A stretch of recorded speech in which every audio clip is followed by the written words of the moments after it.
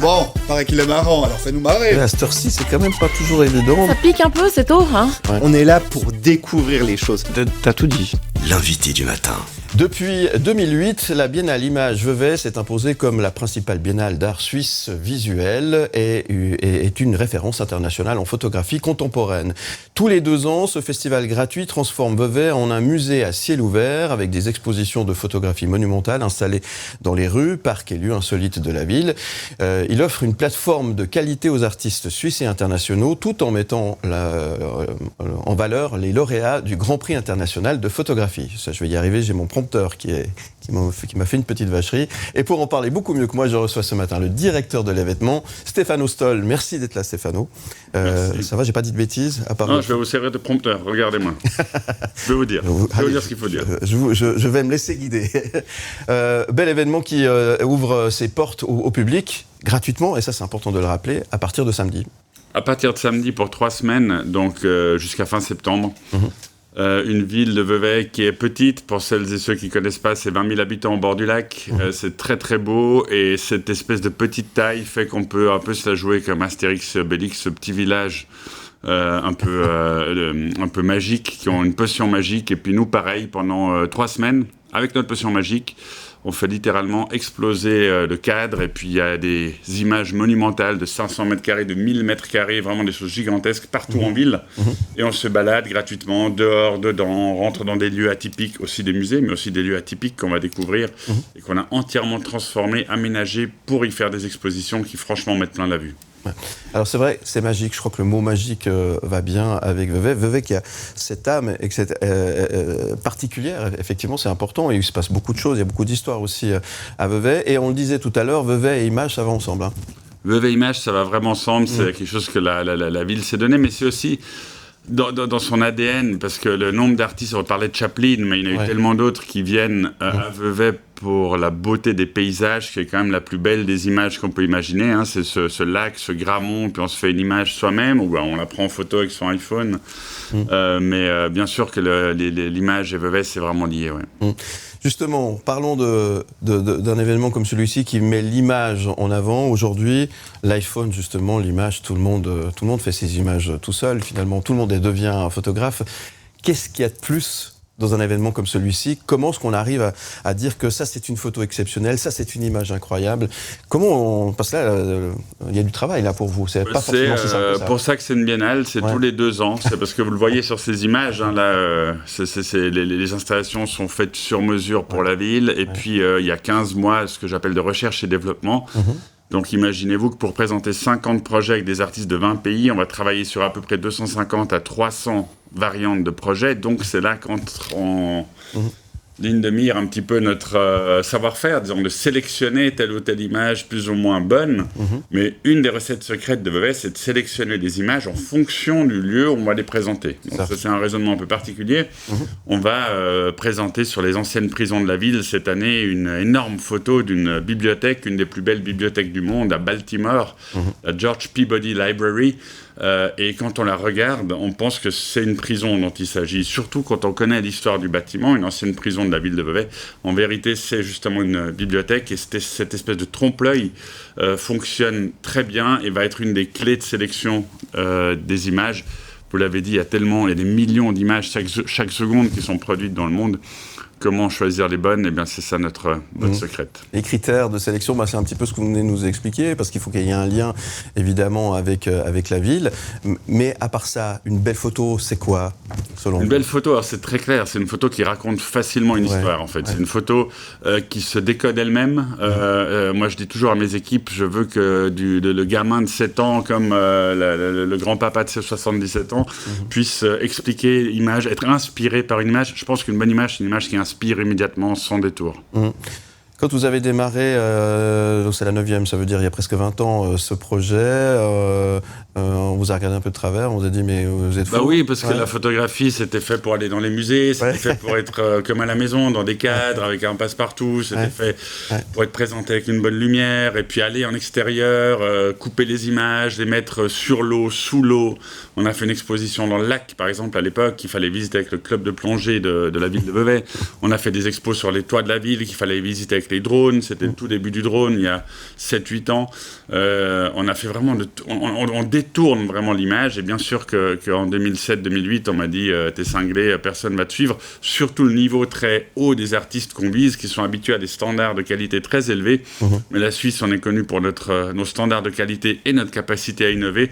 Donc si on met ces deux choses ensemble, ça donne Image Vevey qui, effectivement, je crois, est source d'inspiration internationale en termes d'innovation, mais aussi source de qualité, gage de qualité pour les artistes qui maintenant, depuis 9 éditions, commencent à eux-mêmes nous écrire pour accepter le défi de notre manière de travailler et puis de nos installations en extérieur.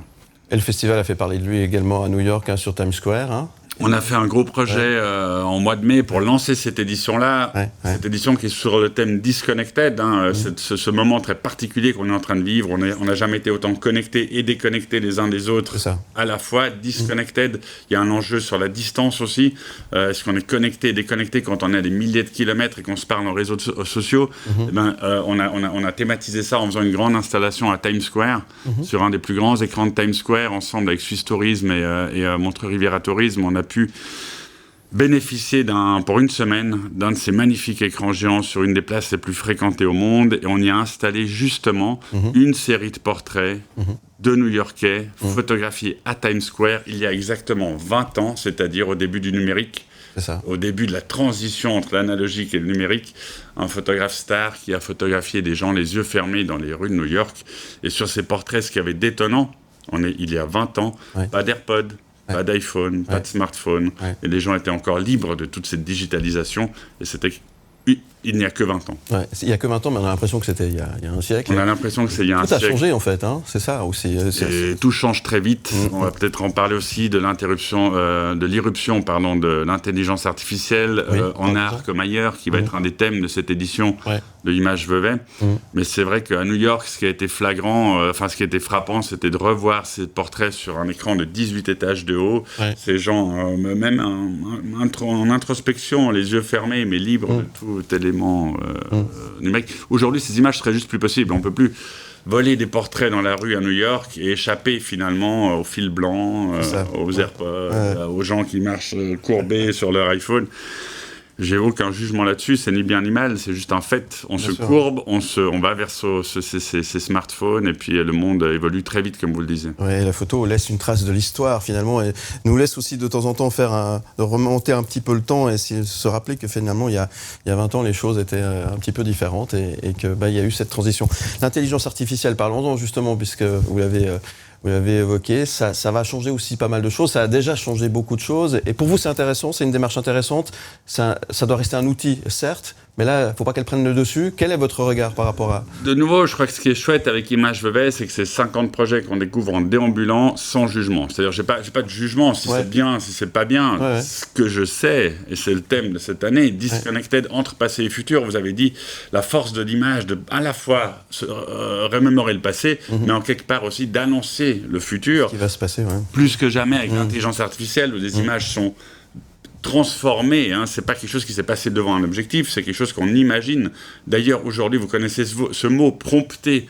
Prompter, moi je l'ai découvert beaucoup, il y a le prompteur, exactement. Ils m'ont fait des belles. Exactement, et en fait, prompter, c'est quoi? Prompter, c'est ce mot magique très récent, il a une année, qui est c'est la manière de s'adresser à l'intelligence artificielle. C'est parler à l'intelligence artificielle. Et le photographe, aujourd'hui, devient un promptographe, en fait, vu qu'il a des images où il n'a même pas eu d'appareil photo entre les mains, il fait que de raconter, de dialoguer, de prompter l'intelligence artificielle pour obtenir le résultat qu'il veut. Et donc, c'est un peu une petite guéguerre entre l'intelligence artificielle et l'intelligence humaine. Qui va avoir le dernier mot? Qui va réussir à délivrer ou à avoir le contrôle sur l'image qui va sortir de l'intelligence artificielle? Est-ce que c'est le photographe, promptographe, ou est-ce que c'est l'intelligence artificielle qui aura le dernier mot? C'est ça la tension hyper intéressante dans laquelle on vit. De nouveau, je ne sais pas comment ça se terminera, tout ça. Ce que je sais, c'est qu'on est au cœur d'une révolution en marche, maintenant, aujourd'hui, et que Image Vevey va refléter ça. Et c'est important, évidemment. Donc ça ne vous inquiète pas. C'est intéressant de voir comment les choses se passent. Je ne suis pas inquiet, parce que je ne suis pas inquiet de nature. Je pense que c'est quelque chose qui est en route, et puis qu'il ne faut pas avoir peur de ça. Je pense que les médias ont une tendance à surtout dépeindre le mauvais côté de cette révolution en marche. Moi, je pense qu'il y a plein de bons côtés, mais qu'il y a aussi beaucoup de côtés très dangereux, il faut bien le dire, dans la manipulation des opinions. On aura des expos là-dessus, sur le risque de manipulation de la démocratie, manipulation des opinions publiques à travers l'intelligence artificielle. Il ne faut pas minimiser ce danger-là. Par contre, il faut se dire que c'est un élément incontournable des prochaines décennies. Et il y a eu l'invention de la roue, il y a eu l'invention du feu, il y a l'intelligence artificielle. On en est à ce niveau-là d'importance dans les chamboulements qui vont venir. Donc vous et moi, on est incapables de dire ce qui nous attend. C'est vraiment quelque chose de très très gros qui est en train de se jouer. Alors, pour celles et ceux qui ne sont pas encore venus voir les expositions précédentes, peut-être ça s'adresse à qui finalement? À tout le monde, hein, c'est ça? C'est ça qui est magnifique, c'est qu'on fait entre 50 et 100 000 personnes en 3 semaines. On touche des publics. Imaginez-vous, on a 6 500 inscrits dans nos programmes scolaires et de médiation et d'accueil. Donc 6 500 personnes qui sont déjà inscrites dans cette envie de découvrir ces images, et puis après vous en rajoutez entre 50 et 60 000 qui viennent déambuler en famille, vu que tout est gratuit, vu que beaucoup de choses sont en extérieur, vu qu'il y a de la signalétique qui explique de manière très très simple l'essence de ces projets, le pourquoi telle image est à tel endroit et présentée de telle manière. Donc c'est vraiment quelque chose dont il faut profiter en famille ou tout seul, en se baladant, en déambulant. Pendant ces 3 semaines, ça passe très vite. Donc beaucoup de gens me disent « Ah, c'est la fin, il faut que je vienne ». Profitez de ces 3 semaines, venez plusieurs fois, 50 projets, ça demande beaucoup de temps. Donc simplement, c'est le plaisir. J'espère qu'il fera beau, ça c'est de votre ressort. Vous annoncez la météo, annoncez-nous du beau temps. J'espère qu'il fera beau pour que les gens puissent vraiment déambuler un maximum dans Vevey et en prendre plein la vue. Très bien, on vous souhaite en tout cas beaucoup de soleil, du beau effectivement. Il faut être curieux aussi, ça c'est important. Et puis il faut se laisser embarquer dans cet univers, c'est ça? Écoutez, franchement, il faut être curieux. Et puis en fait, les images, comme je vous l'ai dit, on m'a demandé qu'est-ce que c'est une bonne image. Je vous dis, c'est une image qui raconte une belle histoire. C'est 50 histoires. Moi, j'adore les livres pour enfants. Et c'est ça mon inspiration. C'est des images qui doivent vite raconter une petite histoire aux gens. Donc il faut être curieux, mais il faut surtout avoir envie de se faire raconter des histoires. Il faut aimer les histoires. Il faut aimer les histoires, il faut avoir envie de développer son regard, comprendre un petit peu ces enjeux de l'intelligence artificielle. On va avoir aussi des photos des Jeux Olympiques qui seront là, mais de manière très étonnante. Tout ce qu'on propose a toujours une narration un peu décalée. Et je me réjouis trop de présenter tous ces projets aux gens. Et nous, on se réjouit de les découvrir dès samedi et jusqu'au 29 septembre du côté de Vevey, Biennale, la 9e édition Biennale Image. Merci Stéphane Hostol. À part du soleil, qu'est-ce que je peux vous souhaiter? Que les gens viennent et puis qu'ils profitent Il y aura par exemple un avion géant gonflé, ça il faut le voir.